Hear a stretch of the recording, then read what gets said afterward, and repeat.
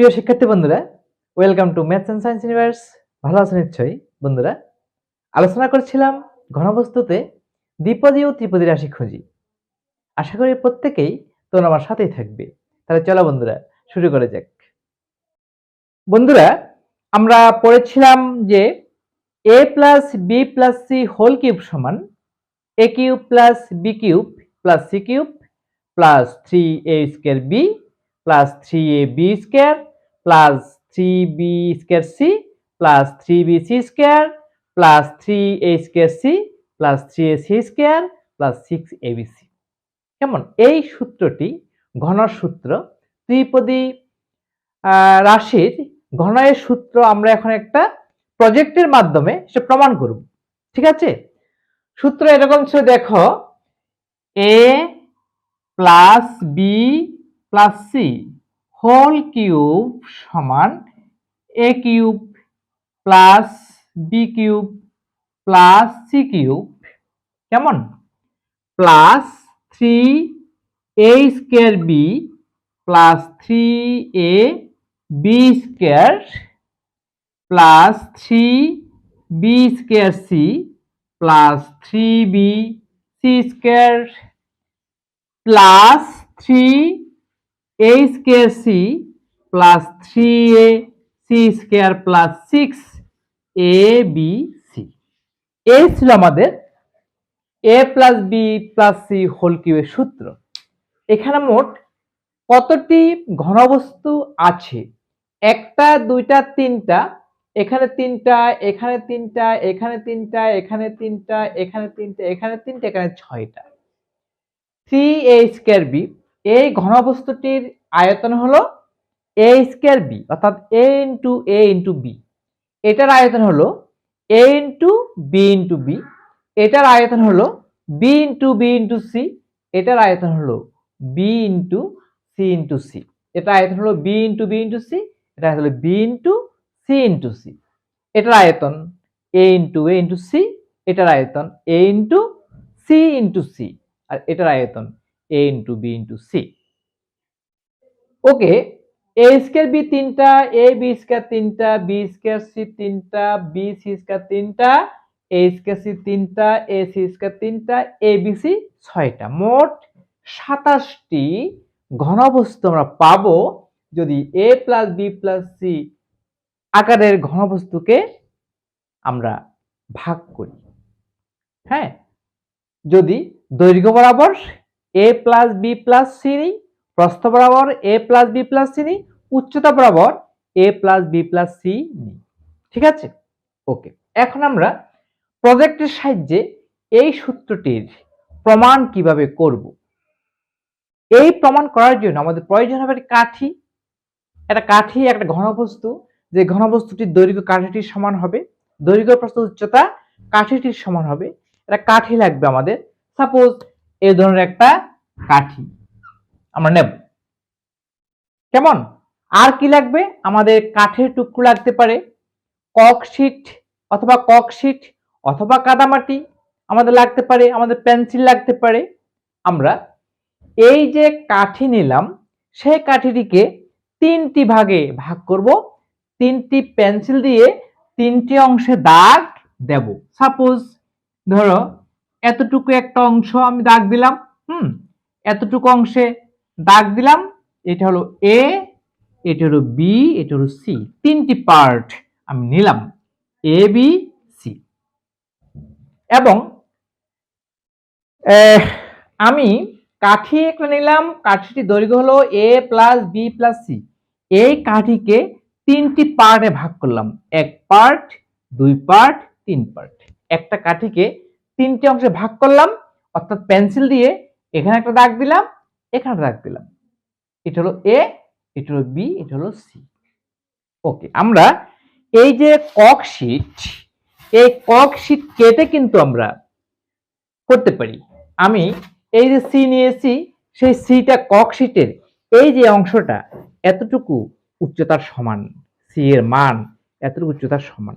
ঠিক আছে? বি নিয়েছি, এটা ডাবল, এবং এ নিয়েছি এটা ট্রিপল, অর্থাৎ এটা 3 গুণ। এই যে উচ্চতা, এই উচ্চতার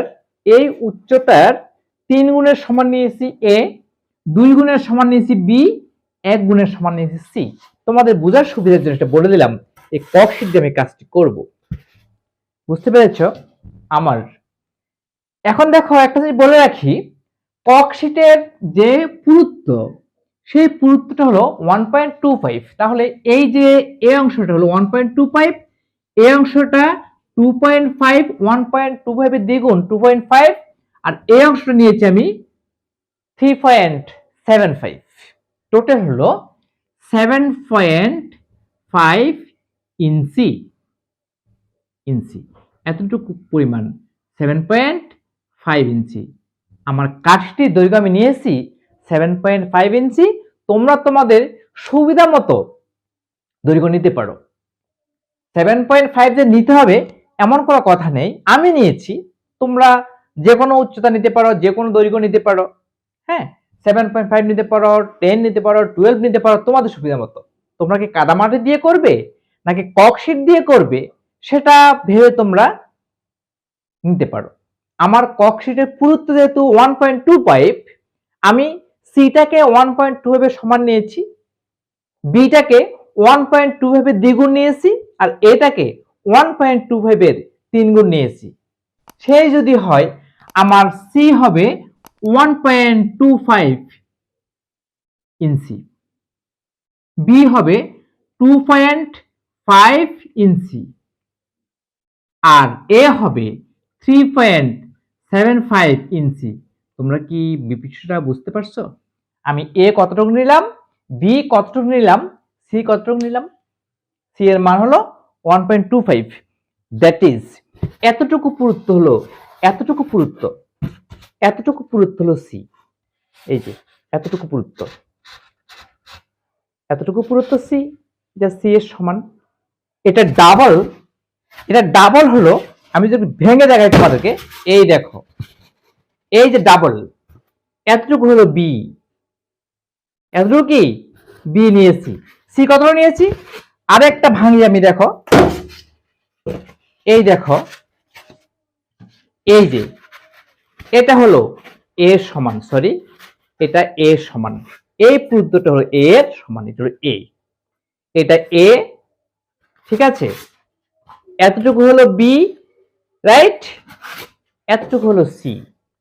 এবার বুঝতে পারছো কেন আমি 7.5 কাঠিটি দৈর্ঘ্য নিয়েছি। আমার এ হলো 3.75, অর্থাৎ 1.25 এর 3 গুণ, বি হলো 1.25 এর দ্বিগুণ, আর সি হলো 1.25 ইঞ্চি। তা আমার সুবিধার জন্য আমি নিয়েছি। এখন দেখো, এতটুকু এ, আমার এ কিউব লাগবে একটা, কয়টা লাগবে, এ কিউব লাগবে একটা, এ কিউব লাগবে আমার একটা, ঠিক আছে। বি কিউব লাগবে কয়টা, একটা, সি কিউব লাগবে একটা, ঠিক আছে। আর কি লাগবে, এ স্কয়ার